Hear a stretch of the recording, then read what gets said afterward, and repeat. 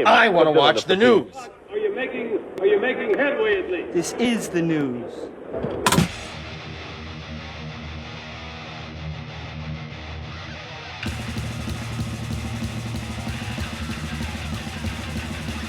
Smack-a-ma-gob, it is time for the only news that matters.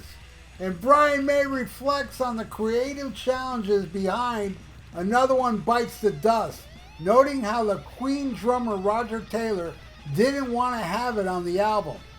It was released as the fourth single from the album The Game. Another One Bites the Dust is widely credited as the British rock giant's best-selling singles, as well as shining example of bassist John Deacon's songcraft. Combining funk and rock elements, the song was quite the departure from Queen, but as Brian May tells Guitar World in a new interview, Deacon was hell-bent on getting what he wants. As a result, the rhythm guitar heard on the track is all Deacon, while May peppered in some grungy licks to bring the songs closer to home.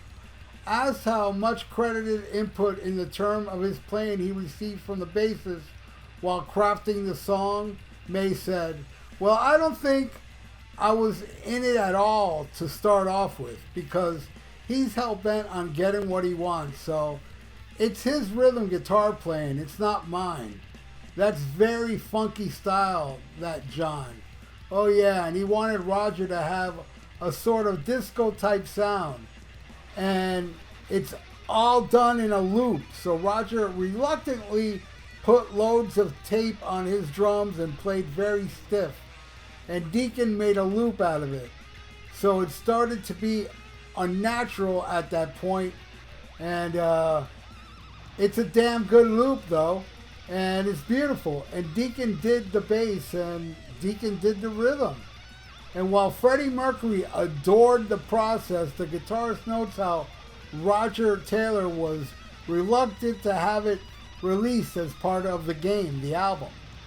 He worked with Freddie on the vocals. Deacon didn't sing, so he wouldn't tell Freddie what the words were and play the tune on the guitar. And he can imagine it was quite a strange process. Freddie absolutely adored it. He just stepped into it with a vengeance, and he sang it until he bled. He was forcing himself to get those high notes, and he loved it. Freddie really was such a driving force, because to be honest, it wasn't going down very well with the rest of us. You know, Roger actually didn't want it on the album, didn't like it. It was much too funky and not enough rock for him. I was a bit on the fence. I kind of enjoyed it, but it obviously wasn't the rock that I would have created. And I remember saying, look, it needs a little bit of something, a little bit more dirty in it. That's when the grungy licks came in. Even though May notes that the world was still years away from the actual grunge at that point. He said, so I started playing these little bits on the more grungy guitar. I didn't think the word grungy existed in those days. But the distortion guitar is obviously me, and it punctuates it and gives it another dimension, takes it to a slightly more rocky place. And moreover, May credits the song with inspiring Michael Jackson to explore a similar line of creativity with his thoughts on Thriller, which by 1983 became the best-selling album of all time. I remember Michael Jackson hearing it and saying, that's what I want to be. That's what I want to do. And I think his whole album was followed. You know, Thriller was deeply influenced by Another One Bites the Dust, and the fact that it straddled funk and rock.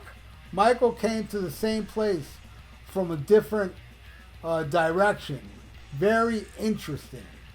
Despite those early second thoughts, May said that Another One Bites the Dust is now firmly cemented in Queen's artistic identity. He says it's actually still evolving, which is quite something after all these years. So every time we do it, it gets a little bit more and a little different drift. And I enjoy it a lot more these days because we have made it our own, I suppose. It's quite heavy. And we do it early in the set at the moment, which is quite adventurous. It's in a sort of rock place on the set, which in the beginning you never would have thought.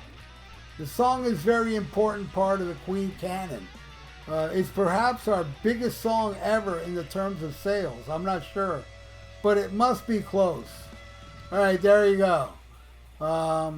What do you all think of Another One Bites the Dust? A very diverse song. I remember when it was a new song, because I owned the game. I bought it way back then because of Dragon Attack. But I liked it, even though, you know, it was like, ew, disco, and disco sucks. For some reason, this song didn't bother me. I mean, I don't think it's, you know, an amazing song, but it definitely has to be the biggest selling Queen song. Bigger than Bohemian Rhapsody and whatever. Bohemian Rhapsody is probably second. Or Crazy Little Thing Called Love. They had a lot of hits, man. And this was a huge, huge hit.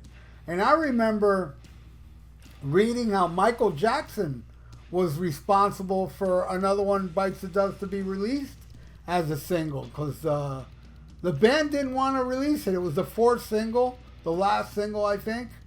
And Michael Jackson convinced them. And when he did, they put it out and it became their biggest hit. #1 hit. Amazing. It did really amazing for them. And then, man, after this album, they just died in America. They still existed outside of America, man, but with the works, it totally killed their momentum. I mean, they were doing awesome in America up to that point. You know, The Game had like 2 big hits. They had a Crazy Little Thing Called Love and Another One Bites the Dust. I mean, those are 2 of the biggest Queen songs. And then after that, yeah, shame too musically, because I do feel like, you know, the gas was quite empty. Though there were a couple songs sprinkled on those later albums I did like. And I really did like, for the most part, Innuendo. I thought it was a damn fine album. You know, it was definitely the best one they've done in, you know, since The Game. I even think it's better than The Game. But anyway, there you go. It's Another One Bites the Dust. Freddie loved it. Roger hated it. How about you? Do you love it? Do you hate it? Leave it in the comments below. And please subscribe to my channel if you haven't. Wait, before I go into that, isn't it weird all these hit songs were almost not even going to put out? They were never going to put it out. I remember Ronnie James Dio wanted to cut the tape of Rainbow in the Dark, and it ended up being his biggest hit. And I know there were a few others that weren't supposed to be singles, and they became huge, huge hits. Their biggest hits. And I would say definitely Queen falls into that category. All right, now I'll say it. Please subscribe to my channel. Oh, wait. Thank you so much for watching The Only News That Matters. I really do appreciate it. And if you are subscribed to my channel, please check to see if you're still subscribed, because people are getting unsubscribed for no reason, and that would suck. So please, if that happens to you, subscribe again. And those who haven't subscribed, smash that subscribe button. I would appreciate it. And leave your comments below and like the video. It's good for the YouTube algorithms. So stay frosty, listen to Black Sabbath, and smack 'em a gob. Farewell and adieu to you fair Spanish ladies. Farewell and adieu, you ladies of Spain. For we've received orders for to sail back to Boston. And so never more shall we see you again.